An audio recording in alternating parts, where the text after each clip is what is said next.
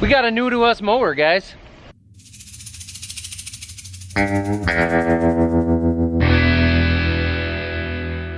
This is an RF-15 Bush Hog that we picked up. It's used. We actually bought it from one of our landlords who has a bunch of cattle, and he didn't use it for too many acres, and we were looking for a bigger mower because all we've got is a 6-foot 3-point mounted mower. So we picked up this RF-15. The blades need a little bit of work. They found a few a few hard objects. Actually, on the other side, this main bar has actually got a bend in it, so the right side of the mower doesn't cut as well.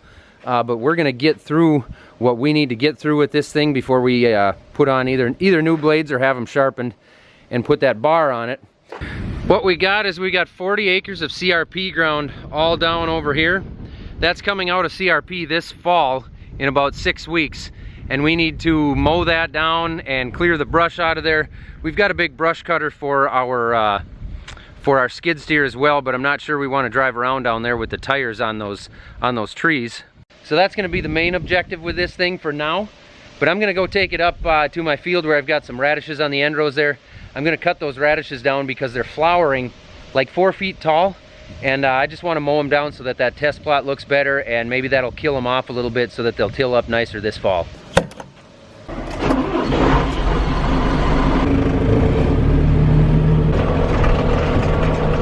So we're gonna mow it off, and we're not sure yet if we're gonna renew the contract if we have the option, but either way we want to get the trees out of there. But we actually have permission now to close this ditch through here. Originally, Mark Dayton, the governor of our state, was gonna make us put a 50-foot buffer on that.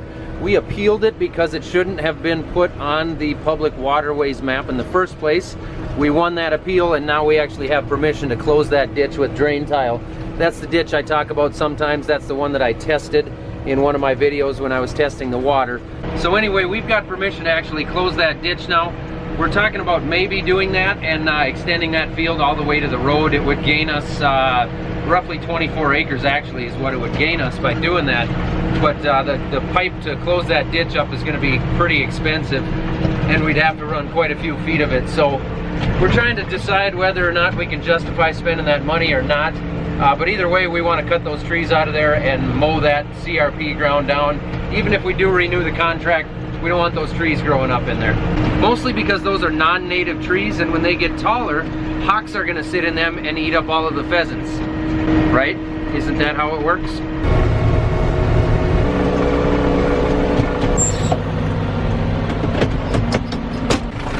We got some weeds that came through on these, but for the most part, they kept the weeds down fairly well. They are thick and they are tall.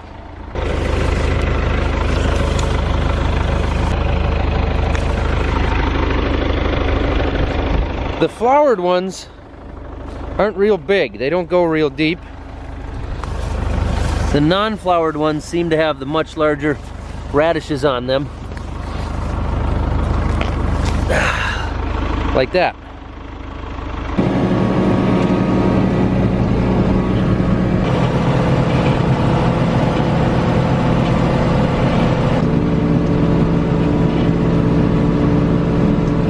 This is definitely one of those oddly satisfying jobs.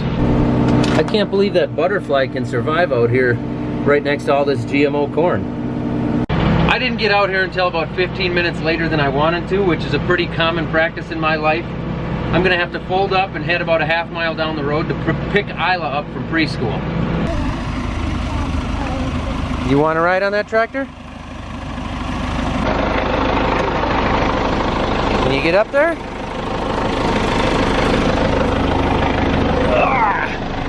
There you go. There's no seat for you in this one. I brought that just for you. I'm gonna pick the other one of those. That looks good. You take the tractor down Main Street. Right through the busiest street in town. That tractor on the video.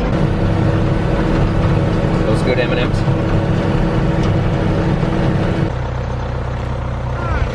Look at, I picked some flowers for you. You can have those.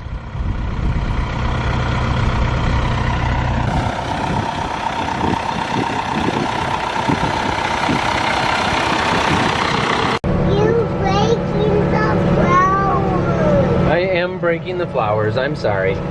We've got to mow them down now. They got too big. That's pretty fun though, huh? Look behind us. Look behind us at the mower. See that? It's mowing the flowers like it mows the lawn. Are you steering us across the field? That is a big one. I broke that one off in the ground. It goes down a lot further.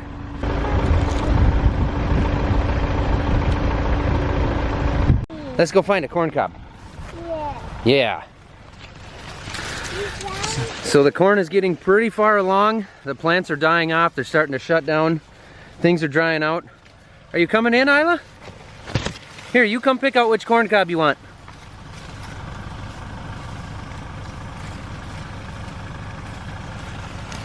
This one looks pretty big. You want this one? No. No, not that one? Okay, pick a different one. They're all up high above your head.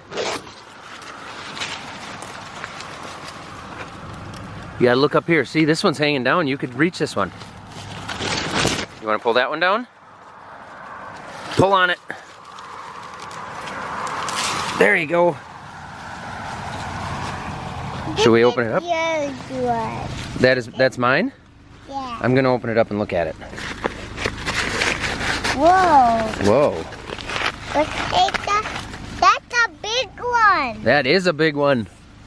That's channel 19766. That's a double pro corn. You knew that, didn't you? No, I was watching with it and I found one. You found one? You found a corn cob out here? Yeah. Give me 5. Yeah. And I was watching the TV. You were watching the TV? Yeah. All right. You see this is fully dented?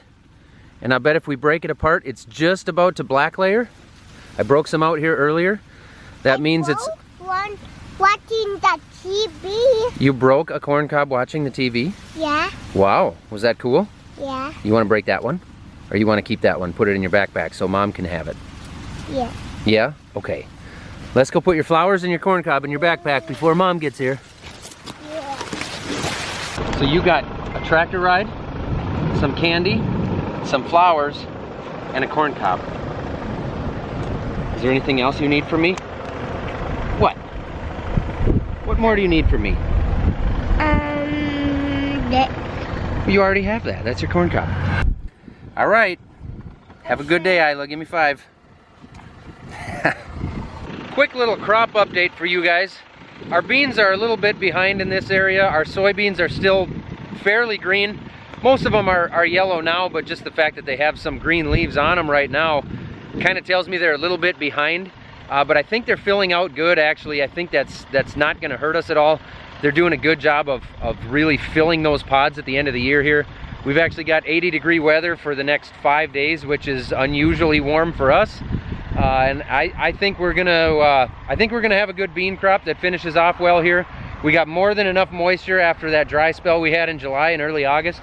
The corn is looking good other than the high spots and low spots. We actually got hurt by that too much rain in the beginning of June and not enough rain from 4th of July through probably the 10th of August.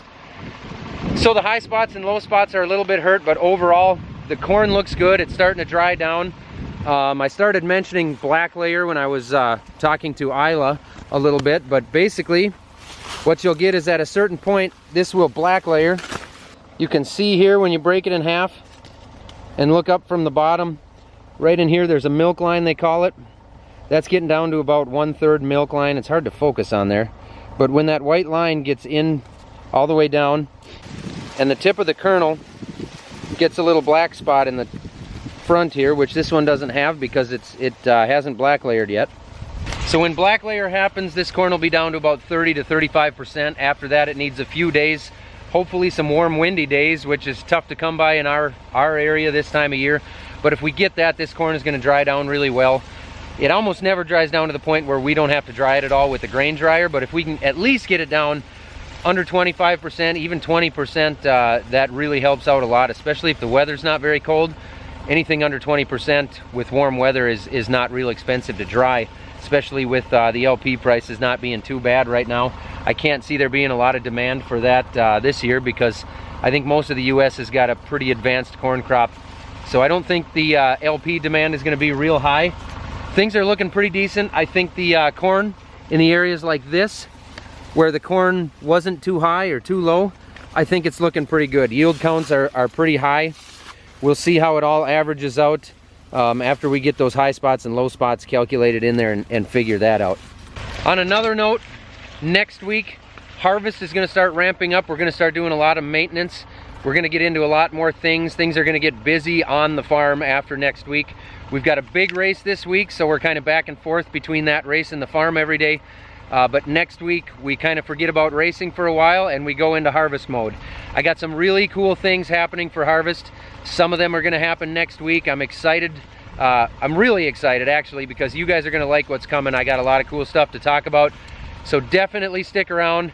Harvest is going to be fun. I don't want to say anything yet, but you guys are going to find out within the next 10 days here what's going on, and you're going to like it. I promise you that. Stick around because it's coming. Thanks for watching.